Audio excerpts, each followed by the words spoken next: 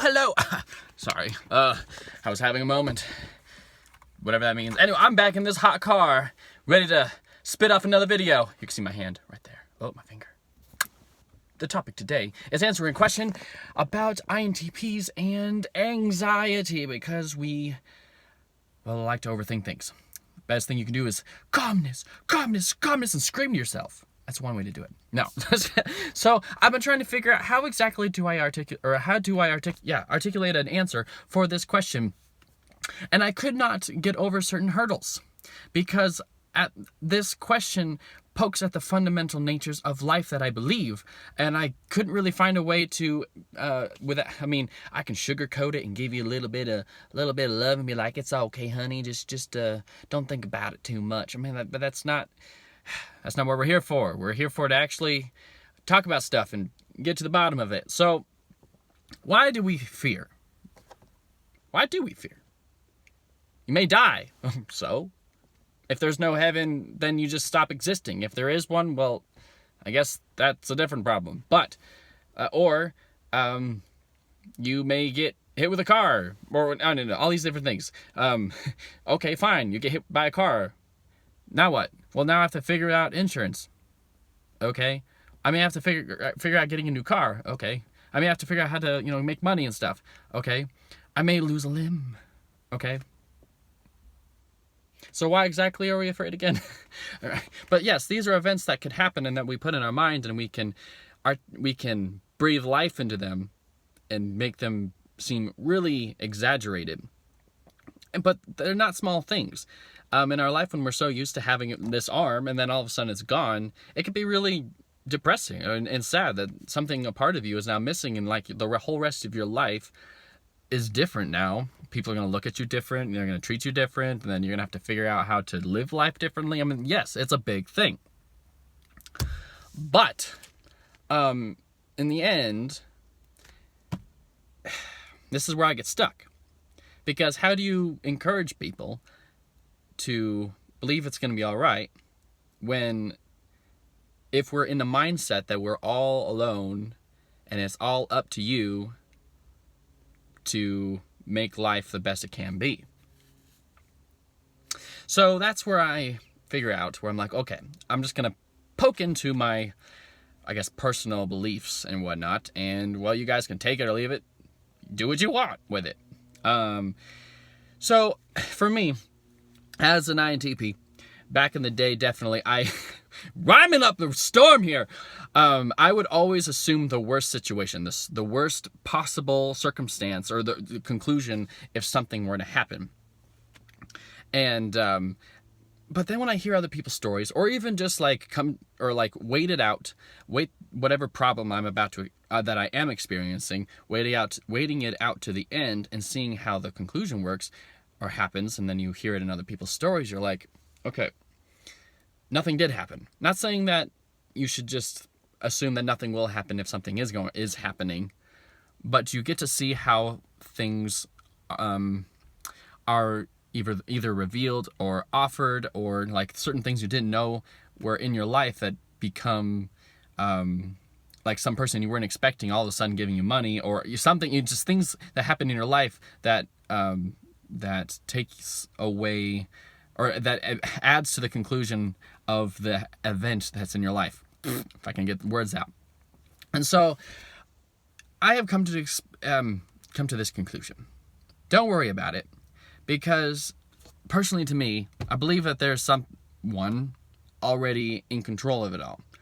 I know people that dictate their whole life, function it, or not frame it. Well, frame it, sure. Morph their life in the context of fear. And I'm like, I got no time for that. Nobody got no time for that. And I'm going to live life, free of this bondage. And, but the problem is they don't see on the other side of that, like, well, if these things happen, well, so what if these things happen?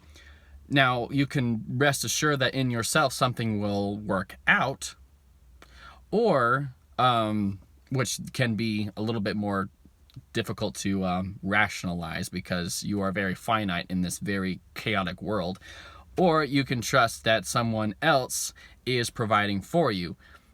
Now, that's also kind of scary because you have to kind of hope that that person will be there for you. And of course, I guess the person I'm talking about is God the Almighty himself. And, well, you have to trust that he's going to provide. And so many times whenever I have had things get brought up, I'm like, I have to try to train my mind is like, okay, it's happening. Something bad is happening. And I have to say it to myself, God's going to do something. Like every single time I experience these issues, that's my now go-to, because every single story you hear, I always hear or see how God did something, and you have to just wait for it and just be patient, but also diligent, and just like, okay, you know what your next step is, go for it. You know, you need to go to the DMV, you need to go talk to this person, you need to, or whatever, because of some kind of event that happens. You just take the steps that you need to, and what will happen will, or the end will be provided for. And I'm just saying out of experience for myself. But what happens there is that when something is happening, you can immediately step back and be like, okay, God's about to do something. Why should I freak out? But of course, in that immediate moment, it's scary, and it's you can't see the end, and so the unknown makes us afraid, and then we start to breathe life into all of these imaginations that we have in our mind, all the possibilities and could-be's and what-ifs. But if you can be rest assured in something greater than yourself, then that is how you get beyond fear, or at least that kind of fear. There's different kinds of fear, but that's something that's what I would say, being as an INTP, and so I can do things knowing that if it's my time, then it's my time. If something's going to happen, then something's going to happen.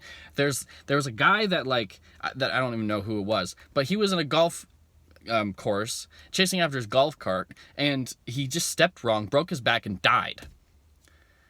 He's in the most safe place basically, and he died because of some kind of way he stepped and then broke his back and died. I mean, that was it. I mean, it's nothing more pathetic, not really pathetic, but just things are going to happen and you have absolutely no control over them. But that also itself can be a fearful factor, but then that's where you have to believe in something beyond yourself and not irrationally believe something beyond yourself. Don't just get yourself to believe something and convince yourself for the sake of, peace. Don't do it. Beg, demand, I don't know if the right word is, but let something be revealed to you, but also know that there could be a big wall in your own self that is keeping you from this revelation. I don't know. Lots of stuff, but I know that's not exactly maybe some people were anticipating or thinking, but as I was processing that question for a week or so, that was I can't get around it, because that's just what it is, at least for myself. That's my honest answer, and that's what keeps me going, and I can walk perfectly confident knowing that someone got my back, and if it's my time, then so what? And if I'm going to lose a leg, it's going to suck. Yes, it's not going to, I don't want to squash the practical of losing a family member or a limb or whatever, just immediate things that take a shift in your life or whatever. Do this thing, because those are painful and they are hard, and that's where you hopefully can have people that are around you to support you. Do you have a support group or friends? Also family, God the Almighty Creator, and so all that kind of stuff. So when you have those things in together, that really can help you push forward and move forward, and it's really okay. You can do it.